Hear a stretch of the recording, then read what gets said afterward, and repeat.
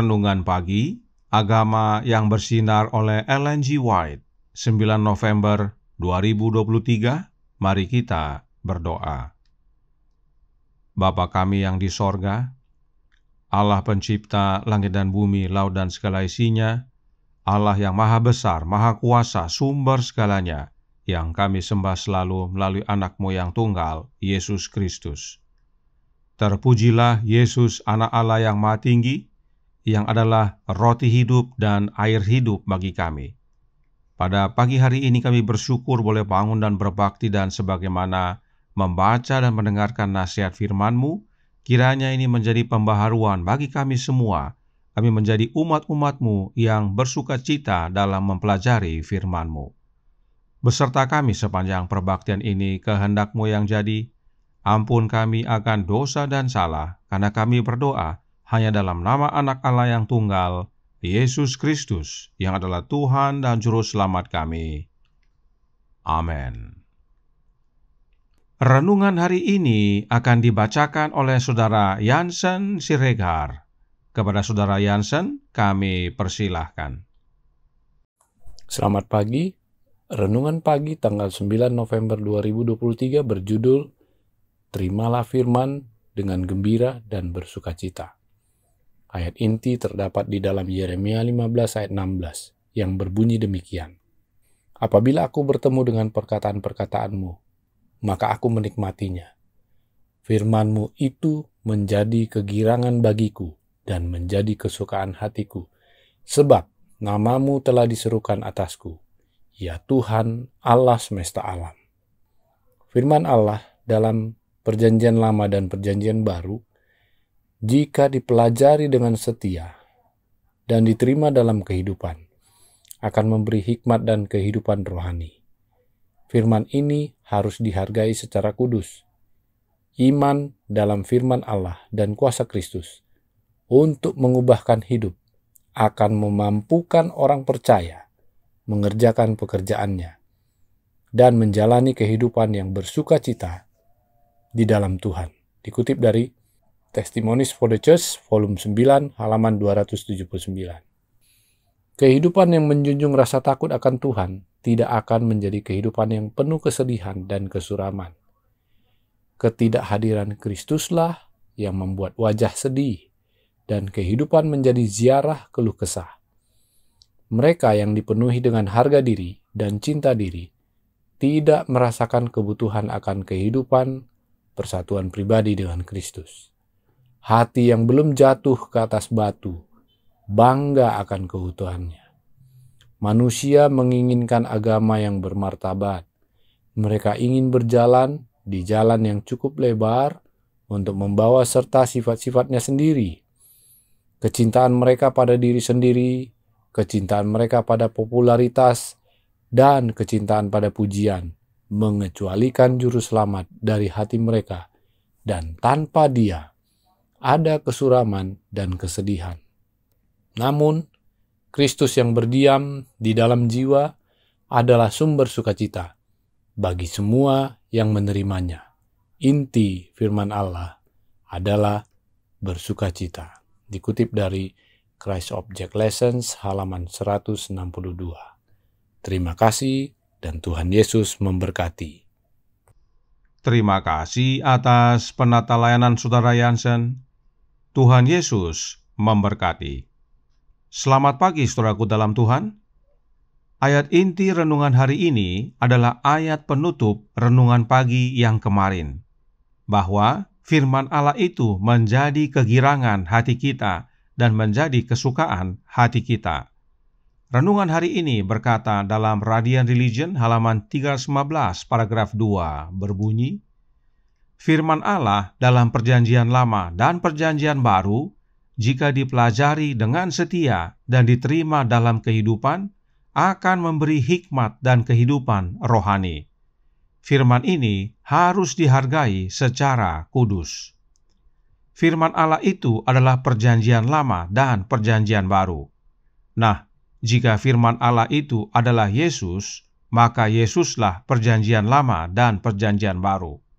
Roh Nubuat berkata dalam Christ Object Lessons halaman 126 paragraf 3 menyatakan, Kristus yang dinyatakan kepada para bapa leluhur, yang dilambangkan dalam pelayanan pengorbanan, yang digambarkan dalam hukum Taurat, dan yang diwahyukan oleh para nabi, adalah kekayaan Perjanjian Lama. Kristus dalam kehidupannya, kematiannya, dan kebangkitannya, Kristus sebagaimana Dia dimanifestasikan oleh Roh Kudus adalah harta Perjanjian Baru. Juru selamat kita, pancaran kemuliaan Bapa, adalah yang lama dan yang baru. Jelas bahwa Perjanjian Lama dan Perjanjian Baru itu adalah Yesus Kristus. Keduanya tidak dapat dipisahkan. Roh Nubuat melanjutkan dalam Christ Object Lessons halaman 128 paragraf 2. Banyak orang yang mengaku percaya dan mengajarkan Injil juga mengalami kesalahan serupa. Mereka mengesampingkan kitab suci Perjanjian Lama, yang mana Kristus nyatakan kitab-kitab suci itu memberi kesaksian tentang aku. Yohanes 5 ayat 39. Dengan menolak yang lama, mereka sebenarnya menolak yang baru. Karena keduanya merupakan satu kesatuan yang tidak dapat dipisahkan. Tidak seorang pun dapat dengan tepat menyampaikan hukum Allah tanpa Injil, atau Injil tanpa hukum. Hukum adalah Injil yang diwujudkan, dan Injil adalah hukum yang dibukakan. Hukum adalah akarnya, sedangkan Injil adalah bunga dan buahnya yang harum. Karenanya, saudaraku dalam Tuhan, Christ Object Lessons halaman 128 paragraf 3 menyatakan, Perjanjian Lama memancarkan sinar pada Perjanjian Baru, dan Perjanjian Baru pada Perjanjian Lama. Masing-masing merupakan wahyu kemuliaan Allah di dalam Kristus. Keduanya menyajikan kebenaran yang akan terus mengungkapkan kedalaman makna baru bagi para pencari yang sungguh-sungguh. Itulah sebabnya renungan hari ini berkata, firman itu harus dihargai secara kudus, sebab firman itu mengubahkan hidup dan menjalani hidup yang bersukacita di dalam Yesus. Sebab firman itu adalah Yesus. Karenanya, Roh Nubuat menasihatkan dalam Ye Shall Receive Power halaman 116 paragraf 2. Ada kebutuhan terus-menerus akan kesabaran, kelembutan, penyangkalan diri, dan rela berkorban dalam menjalankan agama Alkitab. Namun, jika firman Allah dijadikan sebuah prinsip yang tinggal di dalam hidup kita, segala sesuatu yang harus kita lakukan, setiap perkataan, setiap tindakan sepele akan menyatakan bahwa kita tunduk kepada Yesus Kristus, bahwa pikiran kita telah ditawan kepadanya. Inilah pentingnya mempelajari firman Allah dengan sungguh-sungguh dan memiliki firman Allah tinggal dalam hidup kita, yaitu oleh kehadiran Kristus dalam hati kita. Sebab yang kita katakan dan lakukan, bahkan dalam hal-hal sepele, tunduk kepada Yesus. Inilah kegembiraan dan sukacita itu, saudaraku dalam Tuhan. Kalau hanya hal-hal besar saja yang tunduk kepada Yesus, maka kita tidak bahagia. Sebab hal-hal sepele yang kita coba bereskan sendiri, akhirnya dibesar-besarkan. Itu sebabnya renungan hari ini menasihatkan dalam Radiant Religion halaman 315 paragraf 3. Ketidakhadiran Kristuslah yang membuat wajah sedih dan kehidupan menjadi ziarah keluh kesah. Mereka yang dipenuhi dengan harga diri dan cinta diri tidak merasakan kebutuhan akan kehidupan, persatuan pribadi dengan Kristus. Hati yang belum jatuh ke atas batu bangga akan keutuhannya. Orang-orang yang seperti ini tidak bahagia hidupnya, tidak ada sukacita. Karenanya terimalah firman, yaitu Yesus, dan nikmati. Maka Yesus menjadi sumber kebahagiaan dan sukacita dalam hidup kita. Renungan hari ini berkata, Kristus yang berdiam di dalam jiwa adalah sumber sukacita. Dan Yesus berdiam di dalam jiwa kita oleh kehadiran Roh-Nya yang kudus, dan Roh-Nya tersebut tinggal dalam hati kita. Kiranya ini menjadi pembaruan bagi kita semua. Kita mempelajari firman Tuhan dengan giat dan sungguh-sungguh, dan merasakan sukacita dan kebahagiaan sebab Yesus tinggal dalam hati kita. Tuhan memberkati, saya bawa dalam nama Yesus. Amin. Mari kita berdoa.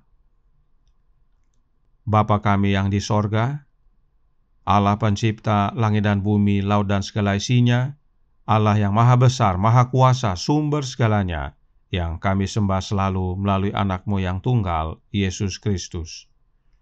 Terima kasih atas nasihat yang penting bagi kami, bahwa kami perlu giat mempelajari firman-Mu, sebab firman-Mu itulah sumber kebahagiaan dan sukacita, yang mengendalikan dan memimpin hidup kami. Dan firman itu adalah anak-Mu yang tunggal, Yesus Kristus. Perjanjian lama dan perjanjian baru adalah suatu kesatuan, dan itu semua adalah tentang Yesus. Karenanya tolong kami ya Bapa, curahkan roh anak-Mu dalam hati ini, sebab hanya oleh kehadiran Kristus dalam hidup kami, maka firman-Mu menjadi nyata dalam hidup ini. Apa yang kami katakan dan lakukan, bahkan hal-hal sepele, tunduk kepada Kristus. Dan sukacita serta kebahagiaan menjadi bagian kami, hingga pada akhirnya, pada saat Yesus datang kedua kali, kami semua bersama-sama dapat diselamatkan. Beserta kami sepanjang hari ini kehendak-Mu yang jadi, ampun kami akan dosa dan salah, karena kami berdoa hanya dalam nama Anak Allah yang tunggal, Yesus Kristus, yang adalah Tuhan dan Juru Selamat kami. Amin.